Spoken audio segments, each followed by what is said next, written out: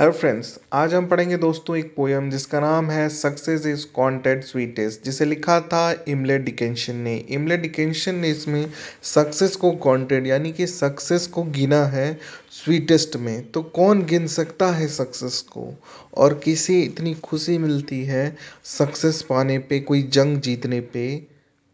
इस चीज़ को इन्होंने इस छोटी सी पोयम में दिखाया है। यह 12 लाइन की ही एक पोयम है दोस्तों, और इसे राइट इन किया था इन्होंने 1859 में और पब्लिश कराया था 1864 में। यह 3 क्वाड्रेंट में है, यानी कि हर क्वाड्रेंट में 4 लाइन्स हैं। इसकी जो थीम है वो है success like and desire. Success means कामयाबी, लाइक मीन्स कमी, और डिज़ायर मीन्स मनसा। तो इसकी 3 थीम्स हमने जान ली। इसकी राइमिंग स्कीम हर क्वाड्रेंट की रहेगी ABCB, यानी सेकेंड और फोर्थ लाइन राइमिंग करेंगी रिपीटेशन में। तो ये था पोएम के बारे में। अब आइए हम इमली डिकिंसन के बारे में जानते हैं। इमली डिकिंसन का जन्म हुआ था 10 दिसंबर 1830 में, और इनकी मृत्यु हो गई 15 मई 1886 में। यह एक अमेरिकन पोइट थी, और इनके पोएम्स जो है वो डेथ और इमोरलिटी को दर्शाते हैं। इन्होंने अपने जीवन काल में 1775 पोएम्स लिख दी हैं, लेकिन एक का भी टाइटल नहीं था, पर हर पोएम एक डीप मीनिंग के साथ होती थी। उसी डीप मीनिंग के साथ आज हम ये पोएम पढ़ेंगे जिसका नाम है सक्सेस इज कॉन्टेड स्वीटेस्ट, जो कि उनकी फेमस पोएम है। और भी बहुत सारी पोएम्स हैं, पर आइए आज हम इसे ही पढ़ते हैं। इसे हम लाइन बाय लाइन पढ़ेंगे और इसका मीनिंग जानेंगे। Success is counted sweetest by those who ne'er succeed. To comprehend a nectar requires shortest need. Success is counted sweetest, यानी कि कामयाबी उसी को स्वीटेस्ट गिनती है या लगती है जो by those who never succeed, जो कभी जीता ना हो। मान लीजिए कोई नहीं जीता और वो अचानक जीतता है, उसे ही सबसे स्वीटेस्ट लगेगी यह कामयाबी। जो बार बार जीतता उसके लिए तो लगेगा ये तो डेली का काम है। To comprehend a nectar requires sorest need. To comprehend मतलब होता है समझ। तो समझ होनी चाहिए आ नेक्टर, यानी अमृत को समझने के लिए, उस कामयाबी के जो अमृत आपको मिला है उसको समझने के लिए आपके पास स्वरेस्ट नीड होनी चाहिए, यानी कि तड़प होनी चाहिए, यानी स्वरेस्ट होना चाहिए। अगर आपके अंदर वो तड़प है कि आप इतने तड़प रहे हैं उस कामयाबी के लिए, उस अमृत के लिए, वो कामयाबी को क्या आप समझ रहे हैं अमृत, और अमृत से मैं अमर हो जाऊंगा, इतना आप खुश हो जाएंगे उस कामयाबी को पाकर, तभी आप उस कामयाबी को इंजॉय कर सकते हैं अंदर से। क्योंकि आप हारे हैं तो आपको पता है हारने का दुख क्या है, इसलिए अब आप इंजॉय करेंगे उस जीत को। इसके बाद पोइट अगले क्वाड्रेंट में आती है, सेकंड क्वाड्रेंट में, और कहती है not one of all the purple host who took the flag today can tell the definition so clear of victory.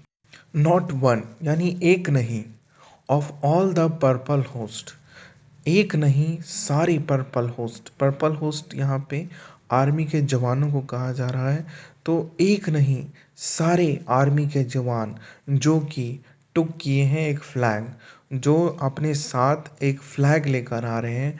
आपने आर्मी के पिक्चरों में देखा होगा कि किस तरह जंग जीतने के बाद जो सोल्जर्स बचते हैं वो सारे सोल्जर्स उस फ्लैग को लेकर के और आगे बढ़ते हैं, उस झंडे को, अपने देश के झंडे को ऐसे आगे लेकर बढ़ते हैं कि वो उनकी ज़िंदगी, उनकी जो लड़ाई है उसका एक जीत का प्रतीक है, और उनका देश जीता है आज। Can tell the definition so clear of victory, और वही आपको बता सकेंगे कि विक्ट्री के लिए यानी जीत के लिए उन्होंने कितना संघर्ष किया है, और जीत की परिभाषा क्या है, डेफिनेशन क्या है उसका, वो वही बता सकते हैं जो फौजियों ने अपनों को वहाँ पे शहीद होते हुए देखा है, और उसके बाद उन्हें वो विक्ट्री मिली है, और उस फ्लैग को होस्ट करने की इच्छा हुई है। तो वो ही आपको बता सकते हैं कि जीत क्या है। इसके बाद पोएट लिखती है थर्ड क्वाड्रेंट में, as he defeated dying on those forbidden ear, the distinct strains of triumph burst, ego- agonize and clear. As he defeated dying, यानी वो हार रहे हैं और मर रहे हैं. On whose forbidden ear, जो जिसे मना किया गया हो सुनने को. यहाँ पे forbidden का मतलब होता है मना किया हुआ. The distant strain of trumpet, जो गीत की आवाज़ दूर से आ रही है. Burst, agonized and clear, वो भी बिल्कुल साफ सुनाई देती है. जो दूर से आवाज़ आ रही है जीत की, वो भी बिल्कुल साफ सुनाई देती है. यानी उस सोल्जर, उस मरते हुए डिफीटेड यानी कि शहीद होते हुए सोल्जर, वो उनकी जो कानों में दूर से भी साफ और क्लियर आवाज़ आती है कि हम जंग जीत गए.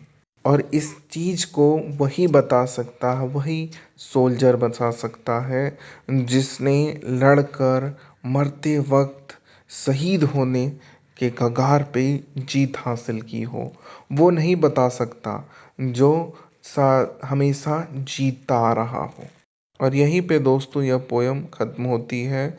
इस पोयम में पोएट ने हमें यह बताया है कि जीत का असली सेलिब्रेशन वही कर सकता है जो हारा हो, क्योंकि उसे ही पता है कि असली जीत की कीमत क्या होती है.